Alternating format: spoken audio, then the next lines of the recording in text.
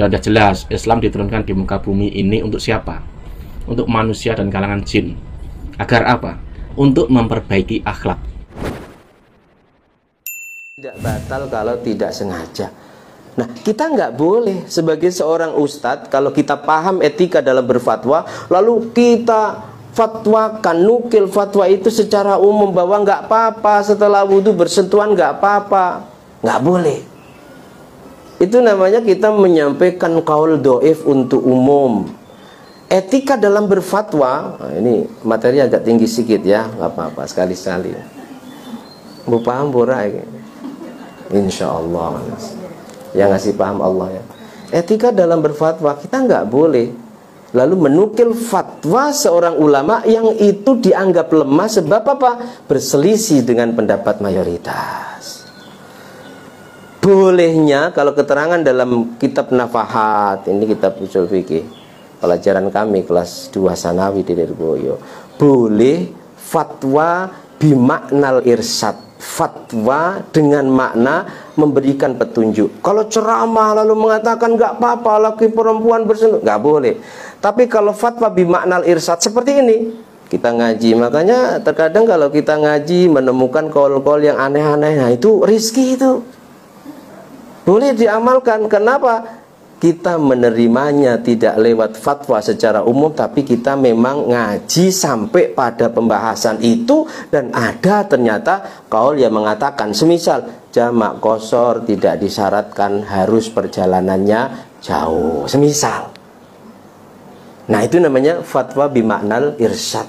Fatwa dengan arti memberikan petunjuk lewat ngaji. Makanya diceritakan beliau guru kami yang mulia almarhum wal maghfur lahu Kiai Haji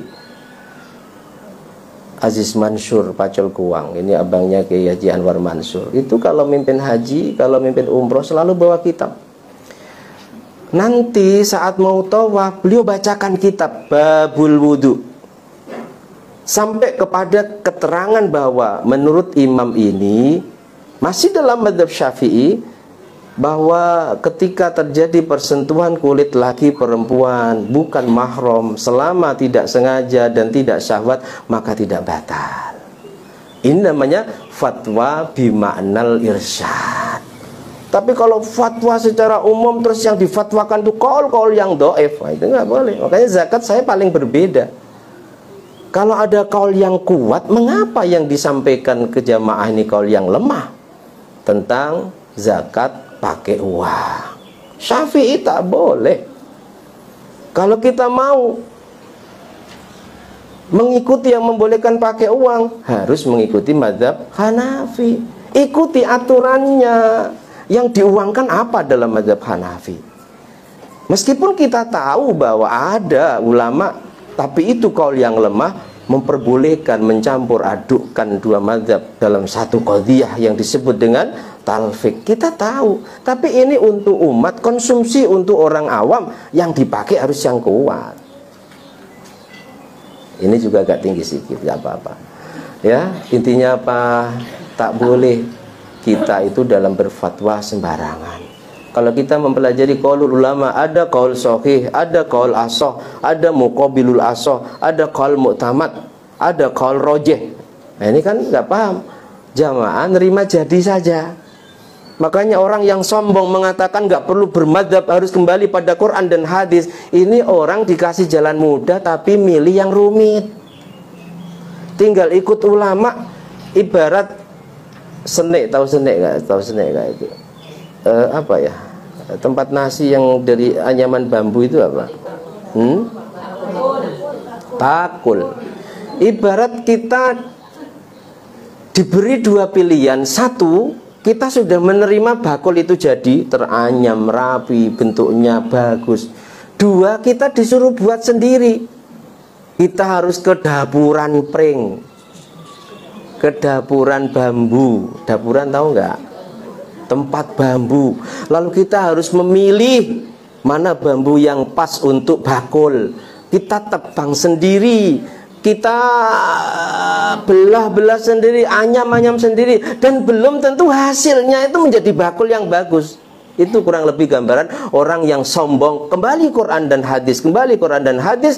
Ibarat ande dia kembali Quran dan hadis, ibarat orang yang bukan ahli membuat bakul disuruh membuat bakul. Tapi kalau kita ikuti ulama dan itu perintahnya Allah, kita sudah menerima jadi. Hukum itu seperti bakul, kita sudah menerima jadi. Hukum yang bagus laksana, bakul yang teranyam rapi, dan bentuknya pun juga sangat bagus, serta manfaat menjadi tempat nasi kita. Ibaratnya begitu. Dan kalau nggak bermadhab, waktu kita habis. Nggak sempat kita kerja. Memahami satu ayat saja ini butuh banyak disiplin ilmu. Jangan baca Quran masih belepotan, arti pun tahu lewat terjemahan, lalu Quran hadis. Ini kalimatul haq, kalimatnya benar, ayo kembali kepada Quran dan hadis, tapi yuridu bihal batil, yang mengucapkan itu punya tujuan al-batil, kesalahan. Kalimat itu benar, tapi bukan untuk orang awam. Kalimat itu untuk ulama. Kalau kamu mampu beristihad, jangan ikut.